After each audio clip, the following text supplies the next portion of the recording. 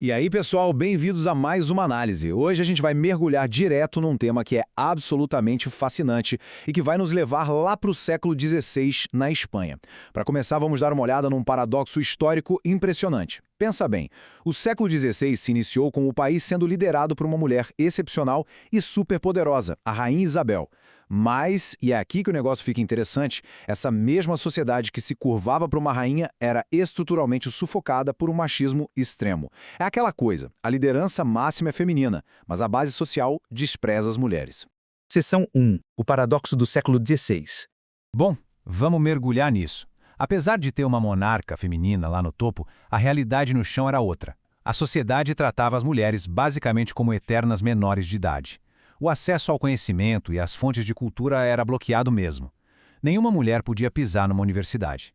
E a leitura da Bíblia? Estritamente proibida para elas, chegando ao extremo de ter ameaça oficial de espada e fogo para quem ousasse desafiar a regra. A educação formal, quando existia, só ensinava as tarefas da casa e as boas maneiras, sem chance de expandir horizontes. Seção 2. A realidade no censo. Para a gente ter uma ideia mais clara do que isso significava no dia a dia, é só olhar para os registros históricos. Eles são uma janela perfeita para o passado. Pegando o censo da cidade de Ávila, do ano de 1561, a gente nota que as profissões ocupadas por mulheres se limitavam a serviços super humildes e trabalhos manuais repetitivos. Era padeira, tecelã, verdureira, costureira, lavadeira, lavradora, peixeira, tintureira, doceira, taberneira. Percebe o padrão? Nenhuma mulher exercia um cargo público. Áreas cruciais como construção, transporte, saúde e justiça eram clubes exclusivamente masculinos. E as consequências de ser trancada fora da economia real eram devastadoras. Dá só uma olhada nesse número, 66. Esse é um número de viúvas pobres, isoladas, muitas vezes morando de favor em hospitais, e isso documentado em apenas um único quarteirão, o quarteirão de São João, lá em Ávila. É um número absurdo para uma rua só, né? Isso ilustra na veia a vulnerabilidade financeira extrema que elas passavam, sem meios independentes de subsistência, além do casamento ou daqueles trabalhos braçais que pagavam muito mal. Seção 3. A elite das puelas docta. Agora, o que é muito interessante aqui é que toda regra tem sua exceção, certo? Existia uma faísca de esperança, uma verdadeira anomalia histórica. Era um grupo muito exclusivo de mulheres da elite chamadas de puelles doctae, ou mulheres doutas, que recebiam uma educação de altíssimo nível em línguas clássicas e bíblicas. O grande exemplo é a Luísa Sídia. Ela escrevia diálogos super complexos em latim, em grego e até em hebraico. Mas, e esse é o detalhe que a gente não pode ignorar, a Sídia não conseguiu sequer publicar o próprio livro enquanto estava viva. Ou seja, por mais brilhantes que fossem, essas mulheres eram a mais pura exceção. Elas habitavam uma bolha da elite, impulsionada por dinheiro e acesso a tutores particulares. E o mais frustrante, elas não tinham absolutamente nenhuma influência no nível cultural da massa de mulheres espanholas. A genialidade da Luísa Sígia não mudava em nada a vida da camponesa ou da costureira em Ávila. Era uma vitrine linda, sim, mas totalmente inatingível para o resto da população. Seção 4. A visão dos humanistas. E se a gente for investigar a raiz dessas barreiras ideológicas, os documentos mostram que os maiores intelectuais da época defendiam ativamente essa opressão. A gente pode comparar dois gigantes do humanismo, o Luís Vives, que escrevia naquele latim inacessível para a maioria, e o Frei Luís de León, que usava o castelhano acessível. Apesar de falarem para públicos diferentes, a conclusão deles era a mesma. Ambos argumentavam que a mulher era, por natureza, fraca, facilmente enganável como a figura de Eva e que jamais deveria assumir a posição de ensinar. Tem uma citação do Frei Luís de Leão que resume perfeitamente o absurdo dessa misoginia sistêmica. Ele escreveu o seguinte: a natureza fez as mulheres para que, fechadas, guardassem a casa, obrigando-as assim a fecharem a boca. É duro, mas encapsula bem a exigência intelectual da época. A lógica era que a natureza limitou a mente feminina, então devia limitar a voz também. O silêncio da mulher era exigido como uma virtude natural.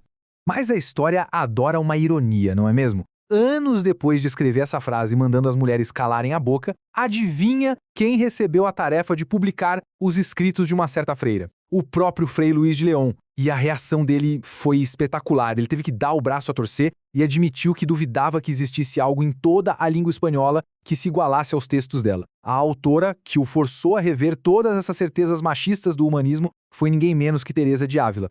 Seção 5. A revolta educacional de Teresa. Então, o ponto crucial de tudo isso é entender quem foi a Teresa. Num mundo onde juízes viam a inteligência feminina como suspeita e livros eram banidos o tempo todo, a Teresa de Ávila iniciou uma revolução prática de forma bem silenciosa dentro da Ordem das Carmelitas. Como ela estruturou isso? Passo 1, ela criou uma regra exigindo alfabetização para quem quisesse entrar. Passo 2, a grande sacada. Ela começou a abrir exceções para camponesas pobres e analfabetas. E o passo 3, a própria Teresa assumiu a tarefa de ensinar essas mulheres a ler e escrever. Ela construiu, na prática, um sistema sistemático de letramento feminino. Para a gente visualizar isso na vida real, a história da Ana Garcia é fantástica. A Ana era uma jovem pastora lá do vilarejo de Almendral que chegou no Carmelo sem saber ler nem a letra A. A Teresa a acolheu e a ensinou pessoalmente. O resultado dessa mentoria foi tão gigante que anos depois a Ana viajou para fundar conventos em Paris e em Flandres e se tornou uma autora imensa. Ela escreveu tantos tratados e cartas que a obra dela hoje preenche 2 grossos volumes publicados. De pastora analfabeta, autora com alcance internacional. Seção 6. O legado literário feminino. E isso ilustra brilhantemente o tamanho da semente que a Teresa plantou. Quando cruzamos a linha para o final do século XVI, o resultado dessa campanha de alfabetização de base é inegável. Começam a surgir figuras como a Maria de São José, a Cecília do Nascimento, a Ana da Trindade. Detalhe, essas não eram nobres da corte educadas em grego. Eram mulheres comuns produzindo livros de recreação, vasta poesia e literatura espiritual superprofunda. Foi uma verdadeira explosão literária estritamente feminina, escrita no vernáculo, a língua do povo. Resumindo a ópera, a Teresa de Ávila, que adorava livros e se educou de forma autodidata, provou algo poderoso que ecoa até os dias de hoje. Ela mostrou que quando a gente contorna aqueles guardiões da elite que exigem o silêncio e passa a dar acesso real à educação para as massas, a gente cria uma transformação cultural duradoura.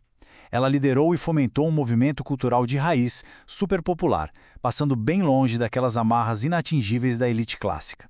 E é com essa reflexão que a gente encerra nossa análise diante desse contraste gigantesco entre a bolha inacessível de uma Luísa Sigéia e a revolução prática de Teresa de Ávila, fica a grande provocação histórica para a gente pensar. Afinal de contas, o verdadeiro progresso cultural de uma sociedade é impulsionado pelas exceções isoladas da elite ou pelos movimentos de base que silenciosamente empoderam as massas.